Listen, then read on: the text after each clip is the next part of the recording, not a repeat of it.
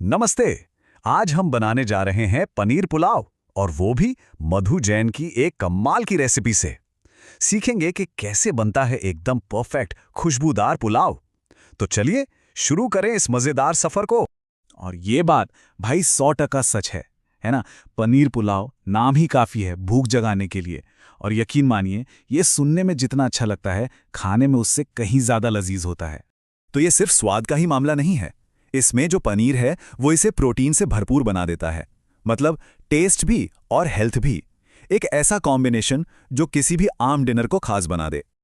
तो ठीक है, अब आते हैं तैयारी पर। कहते हैं ना, किसी भी अच्छी डिश की शुरुआत उसकी सही तैयारी से होती है। तो सबसे पहले देखते हैं कि इस जायकेदार पुलाव के लिए हमें क्या क्या चाहिए और पनीर को कैसे तैयार करना है। तो ये रही हमारी पूरी लिस्ट।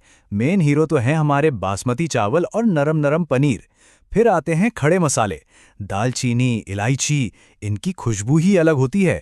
और हाँ, कुछ पिसे हुए मसाले भी हैं जो स्वाद को एक अलग ही लेवल पर ले जाएंगे। चाहें तो एक नज़र इस पे डाल लें ताकि कुछ मिस ना हो। अच्छा, तैयारी में दो बहुत ज़रूरी काम करने हैं। पहला, चावल को अच्छे से धोकर कोई 10-15 मिनट के लिए भिगो दें।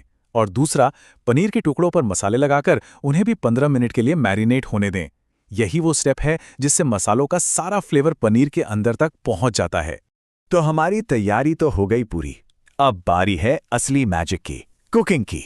चलिए देखते हैं कि कैसे ये सारी चीजें एक साथ मिलकर एक शानदार पुलाव बनाती हैं। सबसे पहले प्रेशर कुकर में घी गरम करना है। जैसे ही घी गरम हो, उसमें डालिए दालचीनी, इलायची, लौंग, तेजपत्ता और जीरा। बस इनको थोड़ा चटकने दीजिए। आहा, खुशबू आने लगी ना। अब इसमें प्याज डालिए और उसे हल्का सुनहरा होने तक भून लीजिए।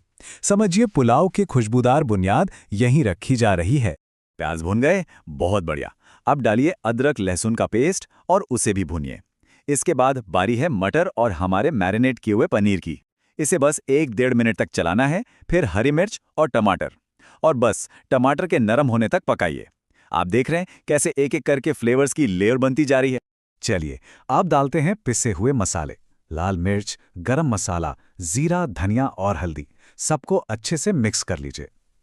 अब आता है पानी, और यहाँ एक बात का खास ध्यान रखना है। पानी उसी कप से डालना है जिससे चावल नापे थे। ये बहुत जरूरी है। फिर स्वाद के हिसाब से नमक डालिए और पानी में एक उबाल आने का इंतजार कीजिए। और अब रेसिपी का सबसे जरूरी हिस्सा। जैसे ही पानी उबलने लगे, उसमें भीगे हुए चावल डाल दीजिए। कुकर का ढक्कन लगाइए और बस एक सीटी, जी हाँ, सिर्फ और सिर्फ एक सीटी लगानी है। यही है वो सीक्रेट जिससे पुलाव एकदम खिला खिला बनता है। एक सीटी आ गई, मतलब पुलाव तो पक गया है।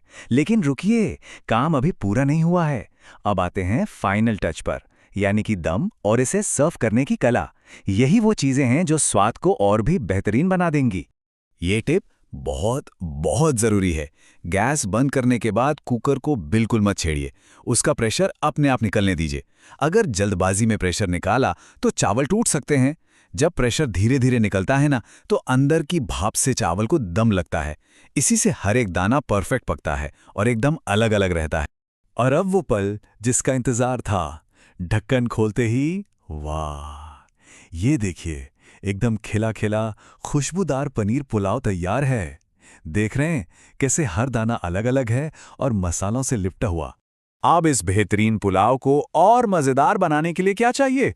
बस थोड़ा सा रायता, कोई बढ़िया सी चटनी और सलाद। ये कॉम्बिनेशन बस मजा ही आ जाएगा। एक कंप्लीट शानदार खाना। तो ये शानदार और कितनी आसान रेसिपी है ना? तो अब सवाल ये है कि आज रात खाने में क्या खास बन रहा है? लगता है इसका जवाब मिल गया है। चलिए अगली बार फिर मिलेंगे। तब तक हैप्पी कुकिंग।